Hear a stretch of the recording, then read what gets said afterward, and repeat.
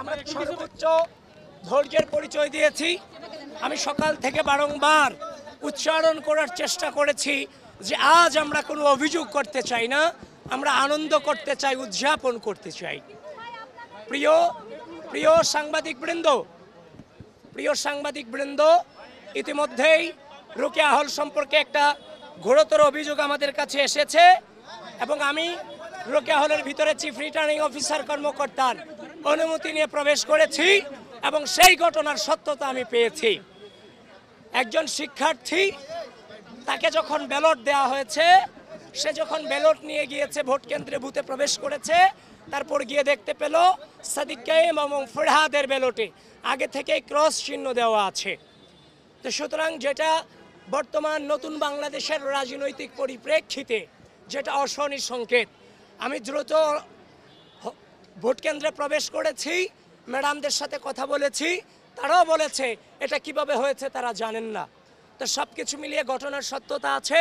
আপনারা proper investigation আপনারা আপনাদের জায়গা থেকে করবেন এবং অনাবাসিক শিক্ষার্থীদেরকে আহ্বান করছি, প্রিয় ঢাকা বিশ্ববিদ্যালয়ের শিক্ষার্থীবৃন্দ, বাংলাদেশের স্বাধীনতা, বাংলাদেশের সার্বভৌমত্ব, এই বিশ্ববিদ্যালয়ের শিক্ষার্থীদের মানবাধিকার এবং এই বিশ্ববিদ্যালয়ের শিক্ষার্থীদের মত প্রকাশের স্বাধীনতাকে যেন কেউ মত প্রকাশের স্বাধীনতাকে অক্ষুণ্ণ রাখতে আপনাদের স্বতঃস্ফূর্ত উপস্থিতি একান্তই কাম্য।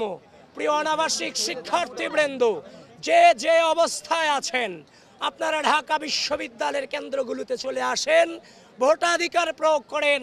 এদেশের মানবাধিকার, বাক স্বাধীনতা এবং বাংলাদেশের স্বাধীনতা সার্বভৌমত্বের চেতনাকে অক্ষুণ্ণ রাখবার জন্যে আপনাদের ভোটাধিকার প্রয়োগ একান্তই গুরুত্বপূর্ণ। আবারও বলছি, অনাবাসিক শিক্ষার্থীবৃন্দ, আপনারা ভোট প্রয়োগ করতে দ্রুত চলে আসুন। যারা কি অভিযোগ করেছে আমি আপনাদের সামনে বলছি, আপনারা সাংবাদিকবৃন্দ, আপনাদেরকে আমি আহ্বান করছি, আপনারা গঠনতন্ত্র পড়ুন। গঠনতন্ত্রতে বলে দেয়া আছে পুলিং এজেন্ট এবং প্রার্থীরা ভোট কেন্দ্রে প্রবেশ করতে পারবে। এটা স্পষ্টভাবে লেখা আছে হচ্ছে যে আপনার গঠনতন্ত্রে। ইতিমধ্যেই কিন্তু এটা ফেসবুকে প্রচারও হয়েছে, সেই গঠনতন্ত্রের ছবি, 2025 সালের গঠনতন্ত্রের ছবি। অনিয়মের অনেক অভিযোগ আমরা করতে পারতাম সকাল থেকে, যেমন আমাদেরকে প্রপারলি পরিচয় কার্ড আমাদেরকে দেওয়া হয়নি। হল বুথগুলোতে দু একটা বুথে আমি প্রবেশ করতে পেরেছি, বাদবাকি সবগুলোতে আমাদেরকে এতিমের মতো কেন্দ্রের সামনে দাঁড় করায় রাখা হয়েছে। একজন ভিপি হিসেবে ভিতরে কি হচ্ছে তার তো তদারকি করার দায়িত্ব আমার আছে, সেটা তো আমাদের দায়িত্বের মধ্যে পড়ে, স্বচ্ছতার নিশ্চিতকরণের ক্ষেত্রে।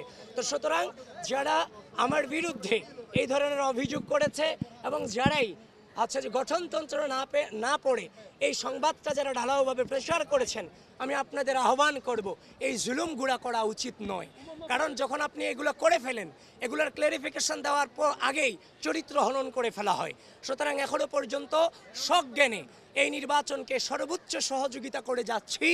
কোনো প্রকার বাধা তো দূরের কথা, বিন্দু পরিমাণ যে আপনার আচরণবিধি লঙ্ঘনের চেষ্টাটুকু আমরা করছি না। আবিদ ভাই, বাকশাস থেকে অভিযোগ করা হচ্ছে যে 21 হলে আপনাদের নামে যে ব্যালটগুলো রয়েছে সেখানেও ক্রস চিহ্ন দেওয়া আছে, বিশেষ করে কাদের এবং বাকের বলেছে, এই বিষয়ে কি বলবেন? সেটা সম্পর্কে এখনো পর্যন্ত 21 হল দিকে যায়নি এবং সে খবরটা আমার কাছে আসেনি। ইতিমধ্যেই রোকেয়া হল সম্পর্কে যেটা দেখেছি সেটা সম্পর্কে মন্তব্য করছি। একটু পরে আমি ভোটাধিকার প্রয়োগ করতে যাব উদয়ন স্কুলে, সেখানে ওই সম্পর্কে আমাকে জানতে হবে, তারপর আমি মন্তব্য করতে পারবো। এর আগে আমার মন্তব্য করা সম্ভব নয়। আমি আবারও বলছি, ঢাকা বিশ্ববিদ্যালয়ের অনাবাসিক শিক্ষার্থীবৃন্দ, আজকের এই দিন বাংলাদেশের দিন, বাংলাদেশের বিজয়ের দিন, বাংলাদেশপন্থীদের বিজয়ের দিন, বাংলাদেশের ভোটাধিকার, বাংলাদেশের স্বাধীনতা, ঢাকা বিশ্ববিদ্যালয়ের শিক্ষার্থীদের মত প্রকাশের স্বাধীনতা টিকিয়ে রাখার দিন। আপনারা কোনোভাবেই অলসতা দেখিয়ে বাসায় বসে থাকবেন না।